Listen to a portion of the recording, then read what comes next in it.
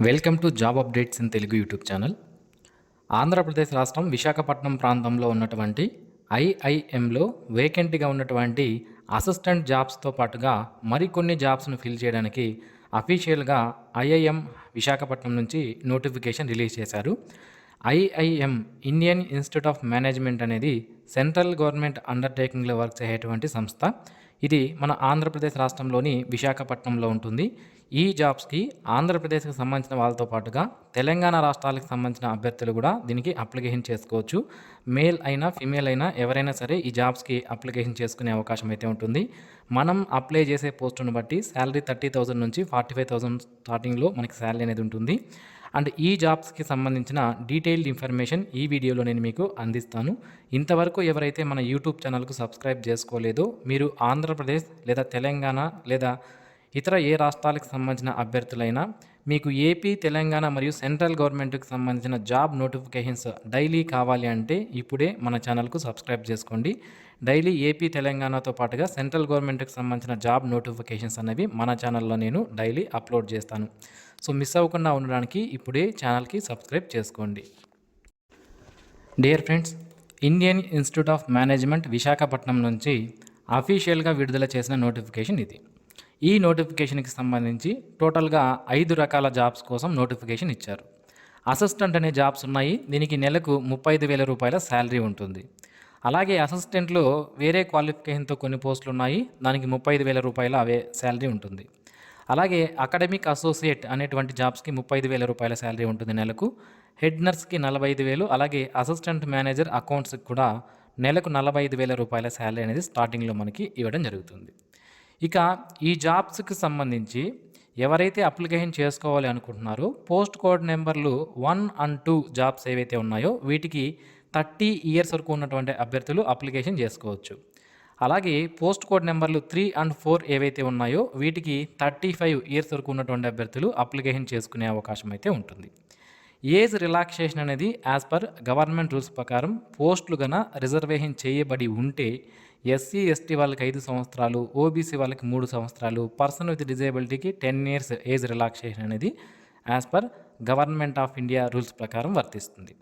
ఇక ఈ నోటిఫికేషన్కి సంబంధించి ప్లేస్ ఆఫ్ పోస్టింగ్ అంటే మనం జాబ్కి సెలెక్ట్ అయితే ఎక్కడ మనకి పోస్టింగ్ ఇస్తారు అనేది క్లియర్గా మెన్షన్ చేశారు.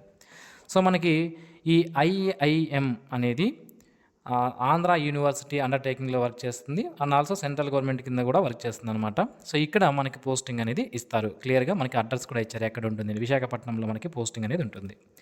ఒకవేళ జాబ్కి సెలెక్ట్ అయితే హాలిడేస్లో కూడా వర్క్ చేయాల్సి ఉంటుంది కొన్నిసార్లు, అలాగే ఎక్స్ట్రా అవర్స్ కూడా వర్క్ చేయాల్సి ఉంటుంది వర్క్ డిమాండ్ని బట్టి అని మనకి ఇక్కడ క్లియర్గా మెన్షన్ చేశారు.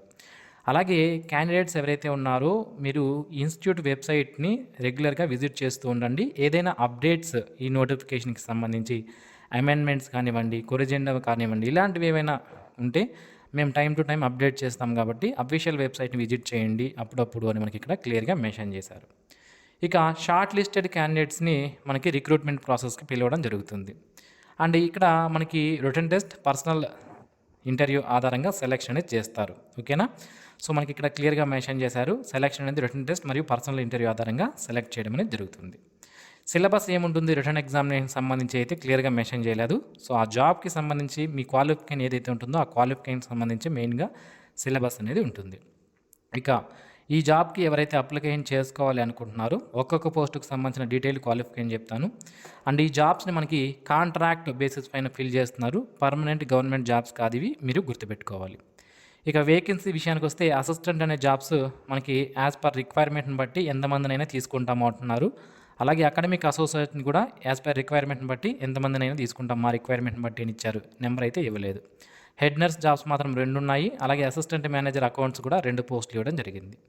మొదటగా అసిస్టెంట్ అనే జాబ్కి సంబంధించి మీరు అప్లికేషన్ చేయాలి అనుకుంటే bachelors degree in commerce, finance and అకౌంట్స్లో ఎవరైతే కంప్లీట్ చేసి ఉంటారో వాళ్ళు దీనికి అప్లికేషన్ చేసుకోవచ్చు.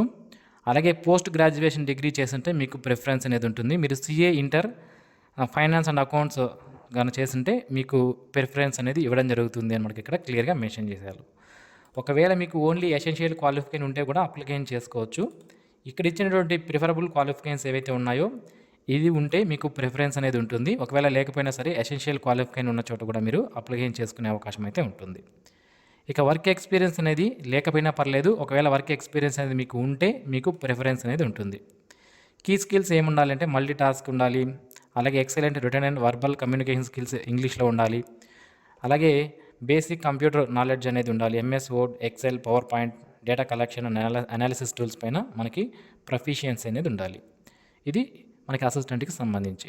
ఇక అకాడమిక్ అసోసియేట్ జాబ్కి సంబంధించి ఎవరైతే మాస్టర్స్ డిగ్రీ కంప్లీట్ చేస్తుంటారో వాళ్ళు దీనికి అప్లికేషన్ చేసుకోవచ్చు.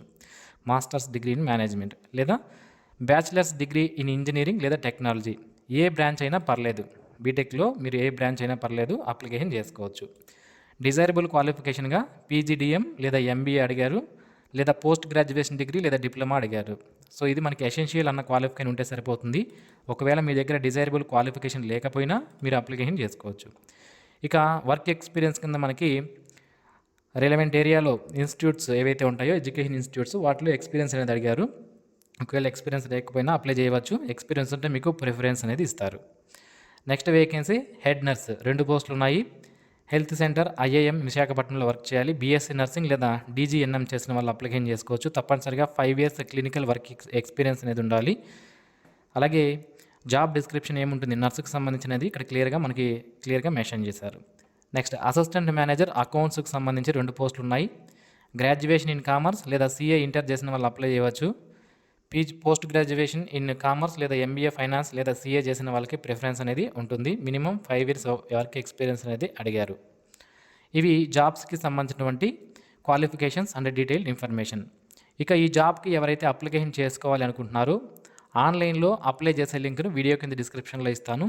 ఇక్కడ మొదటగా మీరు న్యూ రిజిస్ట్రేషన్ పైన క్లిక్ చేసి మీ యొక్క బేసిక్ ఇన్ఫర్మేషన్ అనేటువంటి మీ యొక్క పేరు, ఈమెయిల్ ఐడి, మొబైల్ నెంబర్ ఇచ్చి రిజిస్ట్రేషన్ చేసుకోవాలి.